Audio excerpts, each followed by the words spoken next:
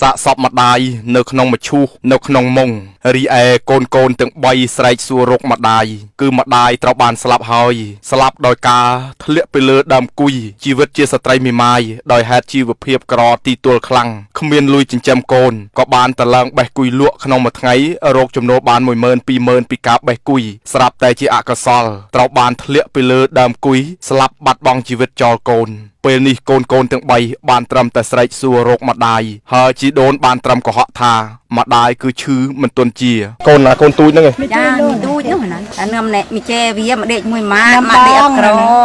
អាម៉ាក់អ្នកគ្រូនមិនអត់ទីឆ្នាំចេម៉ាក់លៀបទេម៉ាក់គ្រូនមើម៉ាក់ដេកអត់ក្រសោះចេថាចេពេលនេះដេញទាំងក៏ខ្ញុំគឹមទឹកភ្នែកខ្ញុំក៏នេះទូចថាម៉ែគុំយំម៉ែតែយំទៅអូយចាំមើលតែកូនអត់ដឹងថាម្ដាយស្លាប់ទេណាចាអត់ដេញទេដឹងតែថាគិតថាម្ដាយគ្រុនហើយដេកអត់ក្រថាម្ដាយគ្រុនម្ដាយឈឺដេកអត់ក្រមិនម៉ាក់យើងដេកយូរប្លែពី3ថ្ងៃហើយឃើញម៉ាក់ក្រ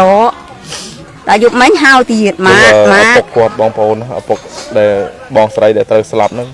នេះជាឪពុកបាទយំរបស់កូននេះយកកូនទៅផងម៉ាក់យកកូនទៅដេកផងយប់មិញគេខ្ញុំថាមុំដេកទៅកូនដេកទៅកូនតែទឿនជាចាំម៉ាក់ជាសិនខ្ញុំថាចេ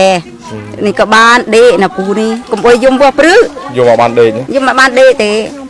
តែខ្ញុំទៅឆោតចេះមកបានដេកបើតាមស្ដាប់ប្រវត្តិរបស់បងស្រីម្នាក់នេះគាត់គឺជាស្ត្រីមេម៉ាយដែលមានភាពកោថ្លង់ដោយសារតែគាត់កោថ្លង់នេះហើយស្វាមីក៏បានរត់ចោលហើយមុននឹងរត់ចោលស្វាមីបានវាយដំច្រំធាក់ធ្វើបាបស្ទើរស្លាប់ស្ទើររស់ទីបំផុតក៏រត់ចោលទុកឲ្យប្អូនស្រីដ៏អភ័ព្វត្រូវរស់មេម៉ាយចិញ្ចឹមកូនទាំង3នាក់យ៉ាងលំបាកតែម្នាក់ឯងរោគព្រឹកខ្វះល្ងាចរោគល្ងាចខ្វះព្រឹកហើយក៏បានប្រឹងប្រែងតស៊ូឡើងបេះផ្លែគុយកម្ពស់8ម៉ែត្រទៅ10ម៉ែត្រស្រាប់តែជាអកុសលក៏បានធ្លាក់ពីលើដើមគុយមកស្លាប់បាត់បង់ជីវិតបងប្អូនបានឃើញទេទិដ្ឋភាពនេះគឺជាផ្ទះរបស់គាត់ស្ត្រីមេម៉ាយដ៏កំសត់ហើយសូម្បីតែថ្ងៃស្លាប់បងប្អូនមើលចុះកន្លែងនៃការបន់សពមិនមានទីតាំងនៃការបូជាសមរម្យដូចគេទេគឺបូជានៅកណ្ដាលវាលស្រែជាមួយនឹងការរៀបចំនៅមានដើមចេកជា4ជ្រុងដើម្បីបូជាសពស្ត្រីមេម៉ាយដ៏អភ័ព្វដ៏កំសត់រស់នៅមិនដែលទទួលភាពកក់ក្ដៅមិនដែលទទួលបានភាពថាសុខសប្បាយជួបតែការលំបាកតស៊ូតែចុងក្រោយនេះគឺប្អូនស្រី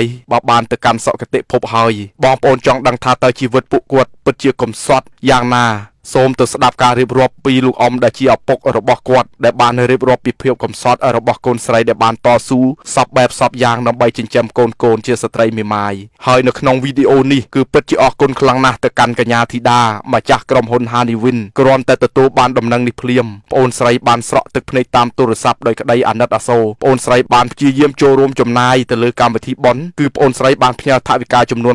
$500តាមរយៈខ្ញុំដើម្បីនាំយកទៅជួយនៅក្នុងកម្មវិធីបុណ្យតែអ្វីដែលបងប្អូនបានឃើញនេះគឺជាមឈូសម្ដាយរបស់គាត់ហើយបងប្អូននៅខាងក្រោយនេះគឺអាណិតសង្វេគណាស់ហើយនេះកូនស្រីតូចនេះបងប្អូនយំរោមម្ដាយរហូតបាទយំពេលទើបម្លងបានបាត់ទេធ្លាប់តែរាល់ថ្ងៃបានម្ដាយ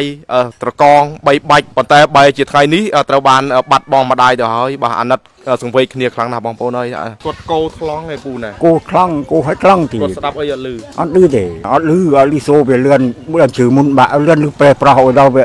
អត់ចេះលឺអត់ចេះអុយចុះអត់ដេញបាក់មួយបណ្ដោយពូហើយពូណា8ម៉ែត្រណោះ8ម៉ែត្រកម្ពស់គាត់ទៅម្នាក់ឯងទៅជាមួយនេះមីបងមីកូនតែប្អូនមិញអូទៅមួយកូនណានោះហើយធ្លាក់មកក៏បាត់បង់ជីវិតនៅកន្លែងតែម្ដងបាទធ្លាក់មកក៏បាក់ឆ្អឹងតែគូបោក្បាលទៅនេះទៅជឿមអស់ទៅពេលជាងហ្នឹងណាអញ្ចឹងបាទក៏ដូចយើងកាច់កចេះណយហើយចុះស្វាមីរបស់គាត់អីទៅណាអត់មានទេគេលេងដៃវាឧជក់អុយទៅគូអ្នកស្រកនោះគេបានគុណបាក់ធានភូមិដឹកអង្គលមានដឹកពូមិញបាក់ធានភូមិអុយកូនក្មួយក៏ដឹកយូទូក្លែងដួលបាក់ទី5ម៉ែអើនេះអត់ទៅសាដៃវាដៃមានមួយជឺតបៀតបត់ណាធ្វើបាបណានោះគូវាអុយជាភ្លឹងដឹកស្រំលឺបេឆ្នាំចុះរាល់ថ្ងៃគាត់ប្រកបមុខរបរដើរបេះគុយបេះអីអញ្ចឹងពូណាខែគុយយ៉ាក៏ដើរបេះតែគុយលក់ដល់បេះតែគុយលក់អញ្ចឹងទៅលក់អញ្ចឹងកូនដើម្បីចិញ្ចឹមកូនគាត់ហ្នឹងណាកាយនេះផងដែរខ្ញុំបាទកងកានបាទអង្គភាពសារព័ត៌មានសានព្រំបានចោះមកជួបជាមួយនឹងក្មួយស្រីទាំង3នេះដែលម្ដាយរបស់គាត់បាទហើយជាស្ត្រីមេម៉ាយបានទៅឡើងបេះគុយលក់អញ្ចឹងណាពូណា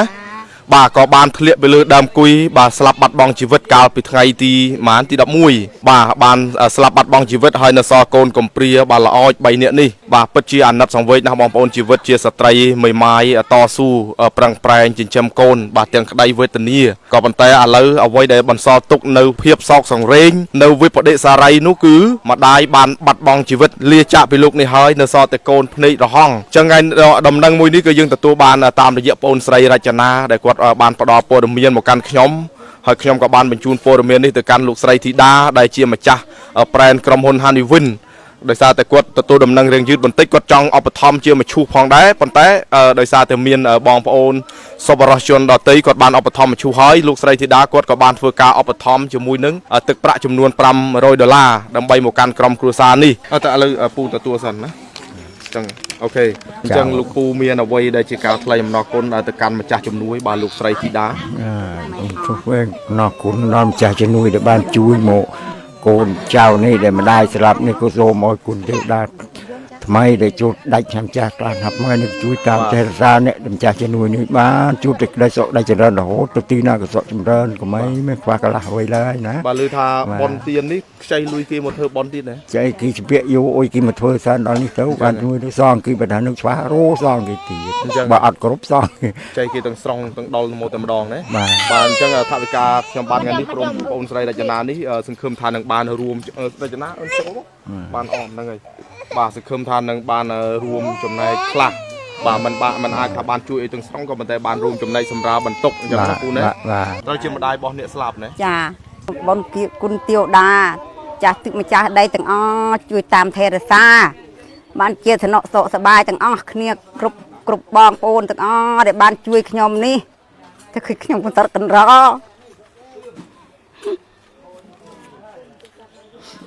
សូមអោយពូអស់លោកដែលបានមានចិត្តធ្វើសប្បុរសដែលបានមកជួយដល់ក្មួយខ្ញុំនេះខ្ញុំសូមអោយពូអោយទៅទីណាបានជួបតែនឹងក្តីសុខក្តីចម្រើនគ្រប់ពេលគ្រប់វេលាអោយប្រាថ្នាអោយបានសម្រេចដោយចិត្តប្រាថ្នាសូមគុណទាវតាថ្មីជួយថែរក្សាបងប្អូនប្រុសស្រីទាំងអស់ដែលមានចិត្តធ្វើសប្បុរសនេះអោយបានសុខគ្រប់ពេលគ្រប់វេលាចូលចាំថ្មីនេះណា